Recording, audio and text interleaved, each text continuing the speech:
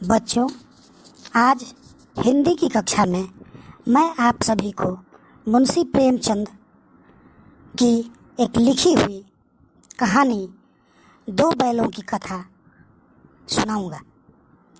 सबसे पहले आप सभी मुंशी प्रेमचंद जी के बारे में थोड़ा जान लें। मुंशी प्रेमचंद जी को कलम का सिपाही तथा कथा सम्राट के नाम से जाना जाता है। उनका वास्तविक नाम धनपत राय था। उनका जन्म 31 जुलाई 1880 को वाराणसी के समीप लमही नामक ग्राम में हुआ था। प्रेमचंद जी की कहानियों की सूची लंबी है, जिनकी संख्या 300 से भी ऊपर है। उनकी कहानियां मानसरोवर नामक ग्रंथ में संकलित है। उनके द्वारा रचित प्रमुख उपन्यास गोदान, कर्मभूमि, गबन, सेवा सदन आदि है। इस महान कथा सम्राट का निधन 8 अक्टूबर 1936 को हुआ। अब मैं आप सभी को उनकी एक कथा, दो बैलों की कथा सुनाऊंगा। झूरी के पास दो बैल थे। उनके नाम थे हीरा और मोती। दोनों में बहुत प्यार था। दोनों नाद में एक साथ मुंह डालते और एक साथ मुंह हटाते। झूरी भी उनके चारे पानी का बड़ा ध्यान रखता। वह कभी भी उन्हें मारता पीटता नहीं था। इस कारण दोनों बैल भी झूरी को बहुत प्यार करते थे। एक बार झूरी की पत्नी का भाई गया दोनों बैलों को अपने साथ गांव ले जाने लगा। बैलों को बड़ा आश्चर्य हुआ कि उन्हें गया क्यों और कहाँ लिए जा रहा है। रास्ते में उन्होंने गया को बहुत तंग किया। मोती बाएं भागता तो हीरा दाएं। किसी प्रकार दोनों को साथ गया अपने घर लेकर पहुंचा। घर पहुंचकर उसने दोनों के सामने रूखा सूखा भूसा डाल दिया, जिसे दोनों बैलों ने छुआ तक नहीं। रात होने पर बैलों ने वहां से भाग जाने का निश्चय किया। उन्होंने जोर लगाकर रस्सियां तोड़ डाली और वे वहां से भाग चले। सुबह उठकर जब झूरी ने उन्हें थान पर खड़े देखा तो सब कुछ समझ गया। वह प्यार से उन पर हाथ फेरने लगा, लेकिन झूरी की पत्नी जल भुन गई। उसने उनके सामने रूखा सूखा भूसा डाल दिया, फिर भी वे खुश थे। अगले दिन गया फिर आया। इस बार वह बैलों को गाड़ी में जोत कर चला। रास्ते में मोती की इच्छा हुई कि गाड़ी को गड्ढे में ढकेल दे, पर हीरा समझदार था। उसने गाड़ी संभाल ली। दोनों जैसे तैसे गया के घर पहुंचे। अब गया ने हीरा और मोती से बहुत सख्त काम लेना शुरू किया। वह उन्हें दिन भर और जब तब उन्हें मारता पीटता। वे लाचार निगाहों से एक दूसरे को देखते। गया के घर में उसकी एक छोटी लड़की रहती थी। वह रात में चुपके से उन्हें रोटियां खिलाती थी।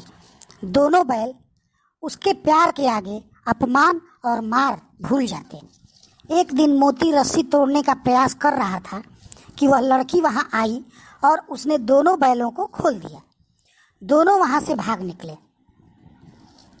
थोड़ी देर बाद जब गया को पता चला तो वह उन बैलों के पीछे दौड़ा, पर उन्हें पकड़ न सका। अब हीरा और मोती आजाद थे। रास्ते में हीरा और मोती को एक सांड मिला। वह उनकी ओर लपका तो हीरा मोती के होश उड़ गए। भागना बेकार था, इसलिए दोनों ने साहस से काम लिया। सांड ने जब हीरा पर वार किया तब मोती ने उस पर पीछे से सींगों से चोट की। सांड घबरा गया। वह किसी एक को तो मारकर कचूमर निकाल देता, पर यहाँ तो दोनों साथ थे। सांड वहां से भागा। मोती कुछ दूर तक उसके पीछे दौड़ा, पर हीरा ने उसे दूर न जाने दिया। हीरा और मोती अब बड़े प्रसन्न थे। आगे चले तो मटर का खेत दिखाई दिया। भूख तो लग ही रही थी। हरी हरी मटर देखकर उनकी भूख और भी खेत में घुस कर मटर खाने लगे। अभी पेट भरा भी न था कि खेत के रखवालों ने उन्हें चारों ओर से घेर कर पकड़ लिया और काजी हौस में बंद करवा दिया। हीरा और मोती ने देखा कि काजी हौस में और भी कई जानवर थे, यहाँ कहाँ आकर फंसे। उन्होंने सोचा। रात हुई। मोती ने हीरा से कहा, अगर दीवार तोड़ दी जाए तो बाहर निकलना आसान हो जाएगा। फिर उसने सिंहों से दीवार गिराने का प्रयास किया। थोड़ी सी दीवार गिर गई। दीवार में रास्ता बनते ही पहले तो घोड़ियां भागी, फिर भैंसें और बकरियां।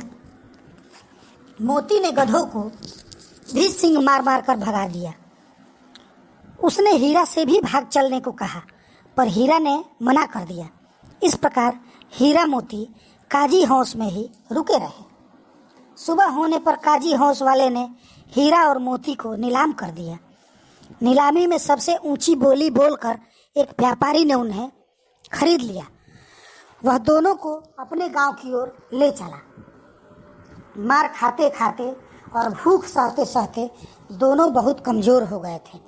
वे चुपचाप व्यापारी के साथ साथ चलने लगे। अचानक उन्हें रास्ता जाना पहचाना लगा तो न जाने कहाँ से दम आ गया।